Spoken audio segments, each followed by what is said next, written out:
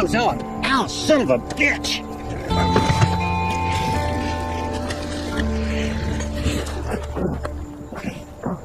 God damn you!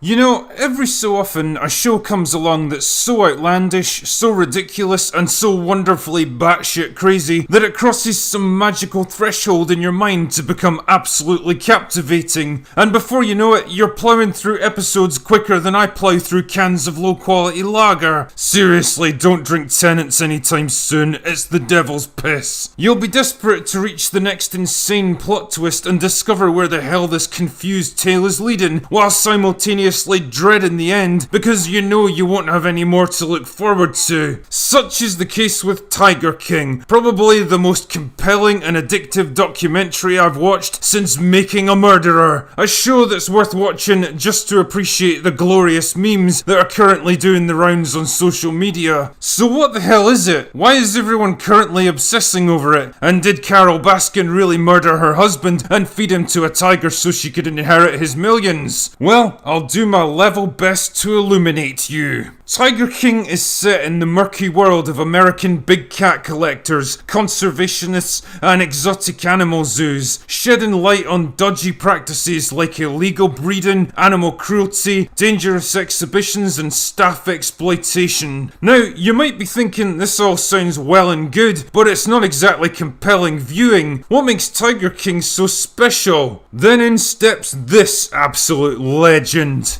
This individual is Joe Exotic, a man with a very unique sense of style.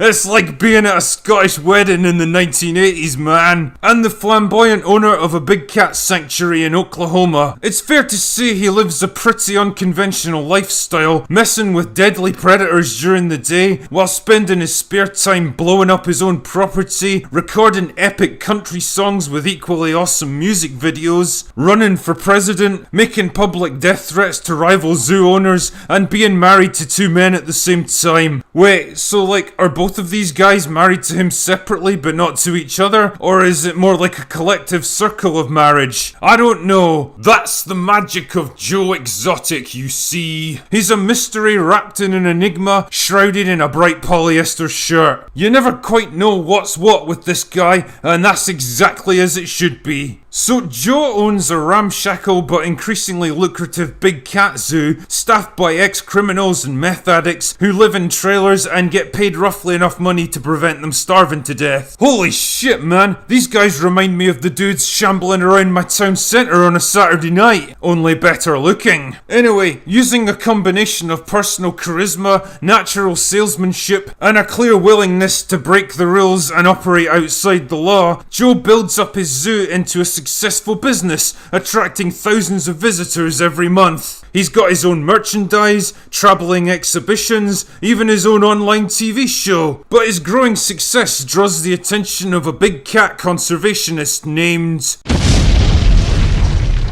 Carol, fucking bastard. Carol's on a one-woman mission to shut down the big cat trade in the US, believing it to be cruel and dangerous, which to be perfectly honest, it kind of is. She begins to make life increasingly difficult for Joe, who retaliates with public death threats, protests outside her sanctuary, and a campaign of intimidation and abuse. The feud gradually escalates into lawsuits, court cases, and even attempted murder, ultimately causing one side to lose everything. It's a compelling story all by itself, and a fascinating insight into what I guess is a pretty close-knit and secretive industry. But it's the collection of oddballs, criminals, cult leaders, playboys, and wannabe activists populating this show that makes it so addictive. Like Doc Anto, a new age hippie who owns a slightly more upmarket cat sanctuary, charging hundreds of dollars per ticket and even training animals for big Hollywood movies. On the surface, he seems more respectable than Joe, but then you start to see glimpses of his private life. He paints himself as a spiritual guru, maintains a harem of young women, and coerces new employees to have sex with him in order to curry favour. I mean, just look at the guy. Is it any wonder he's getting so much action? Or Jeff Lowe, a rich playboy that hosts wild cocaine-fueled parties in Las Vegas and uses tigers to entice beautiful women back to his hotel suites. Enthralled by his wealth and success, Joe brings Jeff in as a business partner, only to learn that the man has nothing but a trail of debts and failed business ventures to his name. Or Carol Baskin, who portrays herself as a well-intentioned conservationist concerned only with the welfare of animals, but then uncomfortable revelations about the disappearance of her millionaire husband begin to surface. The suggestion that she murdered him to inherit his fortune becomes one of the big driving forces behind Joe's campaign against her. And last but not least, Joe Exotic himself. The man is quite simply one of a kind, a walking contradiction that you simply can't take your eyes off. Flamboyantly gay, dressed like a Las Vegas magician, and wearing the kind of mullet that would make a 1980s wrestler jealous, he's also a gun-toting hardcore libertarian. He's a quick-talking salesman with a bizarre kind of charisma and a flair for showmanship, but beneath the facade,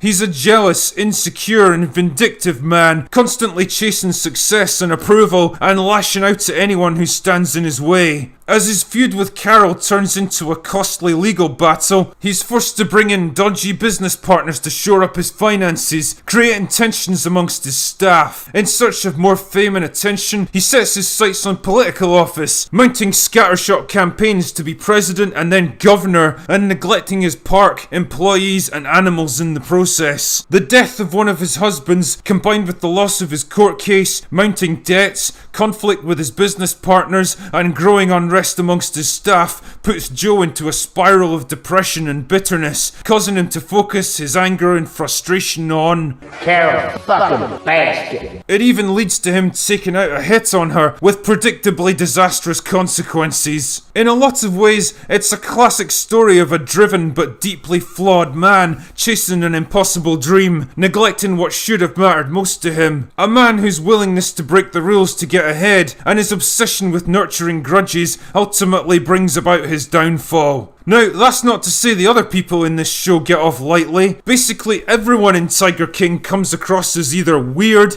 selfish, egotistical, manipulative, vain, sinister, or all of the above. Oddballs, convicts and outcasts from every possible walk of life, brought together by their shared passion for big cats. The point is, these are not people you'd want to have in your life for any length of time. But what's interesting about this show is that it balances out the playful, funny and ridiculous elements with moments that are genuinely dark and shocking. Like when a park employee loses an arm to a tiger attack in the middle of filming, or Joe himself gets set on by one of his own animals, or the moment when a security camera catches the reaction of a man when his co-worker commits suicide right in front of him. It's dark and poignant and scary all at once, and needless to say, it makes for pretty addictive viewing. But despite all the very human dramas and rivalries swirling around it, the documentary ends by reflecting on the plight of the animals at the centre of it all, and the sobering statistic that there are now more tigers living in captivity in the US than there are in the actual wild. Honestly, I can't recommend Tiger King enough. If you've got a Netflix subscription and a bit of time to kill, and let's be honest, who doesn't right now, then I heartily recommend you give it a go. You won't regret it. Anyway, that's all I've got for today.